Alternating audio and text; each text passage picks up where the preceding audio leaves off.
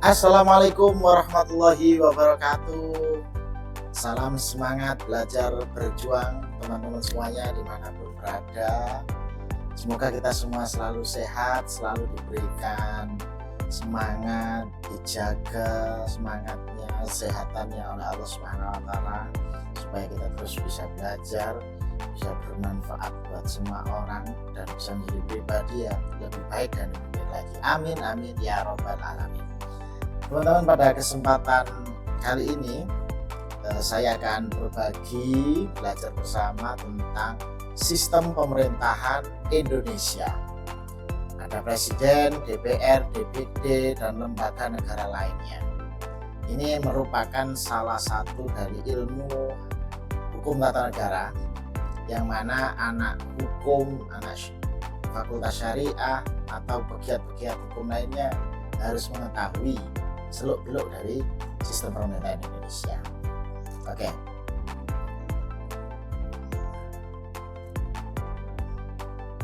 Mohon maaf. Jadi, Negara Kesatuan Republik Indonesia ini adalah sistemnya presidensial. Berdasarkan pasal 1 ayat 1 Undang-Undang Dasar 45, Indonesia adalah negara kesatuan berbentuk republik dengan wilayah yang tidak terpisahkan. Menganut sistem pemerintahan presidensial dengan karakteristik parlementer, di mana presiden dipilih langsung oleh rakyat. Ini teman-teman kemarin pas Pilpres sudah melakukan itu semua ya, di TPS di dekat rumahnya masing-masing. Setelah itu ada pemisahan kekuasaan. Nanti kekuasaan itu bisa menjadi 3 yang sering kita dengar dengan istilah trias politika. Eksekutif ada presiden, menteri, dan teman-temannya. Legislatif ada MPR yang isinya adalah DPR dan DPD, dan yang terakhir adalah yudikatif. Di situ adalah Mahkamah Agung dan Mahkamah Konstitusi. Nanti kita akan pelajari lebih lanjut. Kekuasaan eksekutif lainnya ya, Presiden Republik Indonesia atau Bapak Prabowo ya. Presiden adalah kepala negara sekaligus kepala pemerintahan yang mengorkestrasi menteri-menteri di Indonesia, mulai menteri pendidikan, menteri perguruan tinggi, menteri agama, yang terbaru menteri haji. Itu semua adalah presiden, teman-teman. Dan presiden ini dipilih secara langsung oleh pemilu untuk masa jabatan 5 tahun. Dapat dipilih maksimal 2 kali, teman-teman.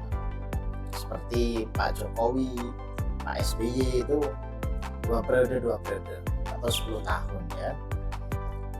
Dan presiden itu punya hak prerogatif, teman-teman. Ini yang menarik ya. Beliau bisa mengangkat dan memberhentikan menteri tanpa persetujuan legislatif atau tanpa persetujuan anggota DPR dan DPD. Jadi beliau punya hak prerogatif, termasuk memberikan ringan hukuman bagi yang kena penjara itu ya. Itu beliau punya hak prerogatifnya. Terus kerjasama dengan DPR, tidak bertanggung jawab pada DPR, namun kerjasama dalam pembuatan undang-undang dan penetapan APBN. Sedangkan teman-teman kekuatan legislatif, di mana di dalamnya itu adalah MPR, Majelis Perwakilan Rakyat, yang isinya adalah anggota DPR dan anggota DPD RI. Kewenangannya ini, kalau MPR bisa mengubah undang-undang dasar, serta MPR ini bisa melantik presiden dan wakil presiden. Ini teman-teman yang harus cermat dan biasanya sering bingung perbedaan DPR sama DPD ya kan. Cuma beda 1 huruf, 1 DPR, 1 DPD. Nah, apa bedanya? Oke. DPR teman-teman itu punya 3 fungsi. Atau gini dulu ya biar mudah. DPR itu mewakili rakyat, Dewan Perwakilan Rakyat, di mana ada dapil 1, dapil 2, dapil 3. Kalau di Jawa Timur, di tempat saya itu biasanya dapil 7 DPR RI-nya. Itu meliputi Kabupaten Mojokerto, Kota Mojokerto, Kabupaten Jombang, Kabupaten Nganjuk, Kabupaten Madiun, Kota Madiun. Ada 5 kabupaten kota teman-teman yang diwakili oleh DPR RI. Itu mewakili rakyat di dapilnya masing-masing. Berbeda kalau DPD. Kalau DPD ini yang diwakili adalah wilayah. Kalau Jawa Timur punya 4 DPD-nya ya. Kalau DPR RI-nya banyak ya, lebih dari 10 se-Jawa Timur ya. Nah, kalau DPR itu punya peran satu, membuat undang-undang, legislasi, undang-undang ketenagakerjaan, undang-undang kesehatan, undang-undang tentang apapun itu DPR punya fungsi itu. Yang kedua, menetapkan APBN. Ini yang menarik juga di posisi DPR. Jadi anggaran belanja negara itu DPR punya fungsi itu. Yang ketiga adalah pengawasan. Ini juga penting. Bagaimana DPR yang mewakili kita semua itu mengawasi kinerja dari eksekutif, yaitu presiden dan menteri-menterinya. Nah ya, itu DPR. Kalau DPD teman-teman itu mewakili daerah, aspirasi daerah. Ada pembentukan provinsi baru, ada pembentukan kabupaten kota baru, pemekaran daerah. Terus juga menyampaikan aspirasi sumber daya alam, aspirasi pendapatan daerah dan sebagainya. Yang diwakili barang mati daerah. Kebetulan kalau Jawa Timur ada 4. Insya Allah tiap provinsi ada 4 ya. Nah ya, bisa bedakan ya DPR dan DPD. Nah, ketika DPR dan DPD ini bersatu teman-teman, itu namanya MPR gitu ya. Nah, kalau kurang jelas nanti kita sharing di kolom komentar. Berikutnya, hubungan presiden dan DPR saling mengawasi, saling bekerja sama, kedudukan sejajar, kerjasama legislasi menurut Undang-Undang 20 tahun 45 ya kan, termasuk tadi membuat APBN, termasuk kemudian menteri dengan komisi. Nah, di DPR itu ada komisi-komisi teman-teman, dan komisi-komisi ini membawahi kementerian-kementerian sesuai dengan tupoksinya. Nanti di lain video akan kita buatkan. Komisi 1 ngurusi menteri apa, komisi 2 apa, dan seterusnya ya. Itu punya tupoksi masing-masing. Dan mekanisme pengawasan ini yang penting ya kan. Bagaimana kemudian DPR wakil kita nggak mungkin yang di daerah itu mengawasi kinerja dari presiden dan menteri yang kantornya di Jakarta. Maka DPR sebagai representasi perwakilan kita mengawasi beliau-beliau sesuai nggak dengan visi misi Indonesia, sesuai nggak dengan visi misi presiden, sesuai nggak dengan pembelanjaan negara, pajak yang dari rakyat sesuai nggak, diperuntukkan nggak untuk kesejahteraan rakyat atau hanya untuk segelintir orang. Nah, ini pengawasan itu sangat penting ya. Nah teman-teman, kita juga harus tahu ya, lembaga negara lainnya yang ikut menjaga keseimbangan kekuasaan. Ini juga teman-teman kadang itu susah, bedanya MA sama MK ya kan. Kalau Mahkamah Agung teman-teman itu pengadilan tertinggi. Kalau di kabupaten kota kita semuanya biasanya ada PA, Pengadilan Agama, ada PN. Setelah itu di provinsi ada pengadilan tinggi.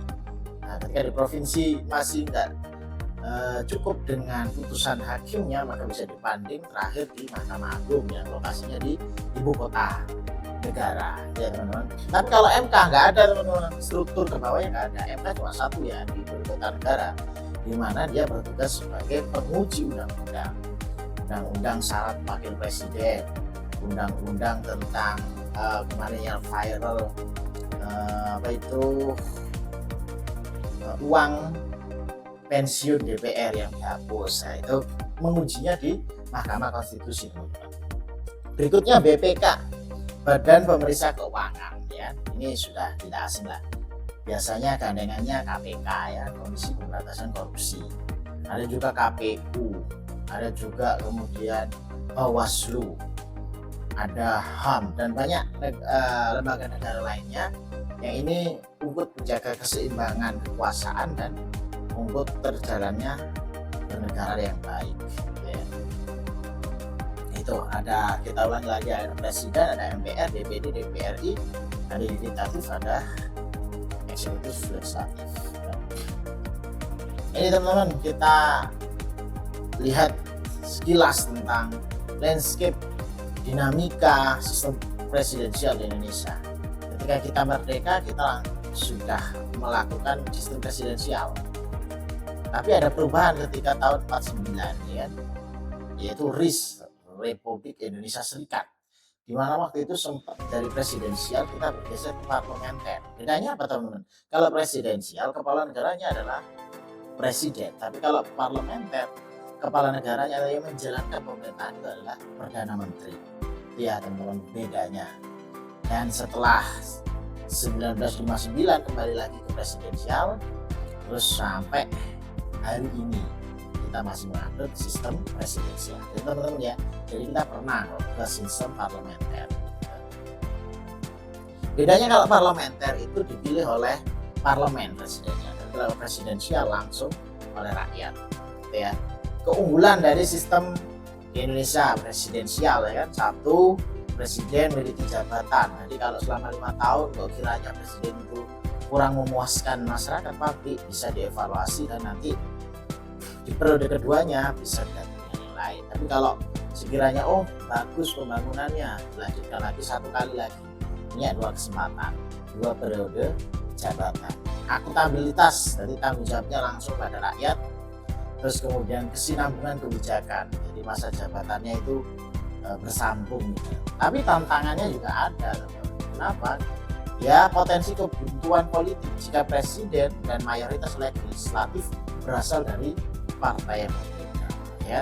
Yang kedua, perlunya checks and balance, penguatan mekanisme pengawasan antar lembaga untuk menjaga pembentukan kekuasaan. Ini yang terjadi ya menurut saya hari ini ya, di eksekutif dikuasai oleh Pak Prabowo dengan Gerindranya, legislatif ketua DPR-nya juga dipegang oleh Gerindra.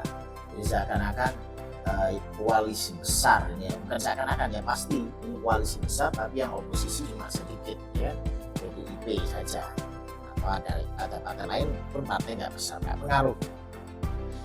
Koordinasi antar lembaga, perlu komunikasi yang efektif untuk mewujudkan pemerintahan yang efisien. Ya. Kesimpulannya teman-teman, jadi pilar demokrasi Indonesia ini sudah bagus. Jadi presiden yang dipilih oleh masyarakat ini sudah bagus teman-teman. Cuma yang perlu kita evaluasi, perlu kita sebarkan terkait demokrasi yang modern.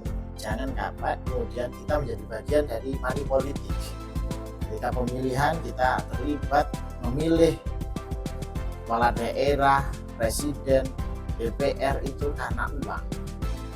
Kenapa? Pasti kalau mereka jadi, pasti akan berpikiran bagaimana uang yang sudah diberikan ke calon pemilih itu bisa mereka kembali lagi. Sehingga kita tidak kaget kalau KPK sering OTT, sering menemukan pejabat-pejabat publik yang ketahuan korupsi. Itu teman-teman ya. Demokrasi sudah bagus, cuma pelaksanaan di lapangan yang kita sebagai akademisi harus terus memberikan edukasi sehingga Indonesia ini bisa menjadi baldatun warabun ghafur. Amin amin ya robbal alamin. Saya kira itu teman-teman ya, perjumpaan materi kita pada kali ini. Semoga bermanfaat ilmunya, amin amin ya Allah. Kalau ada yang kurang paham, kalau ada yang perlu di-sharing, silakan tulis di kolom komentar. Terima kasih. Wallahul muwaffiq ila aqwamit thoriq. Wassalamualaikum warahmatullahi wabarakatuh.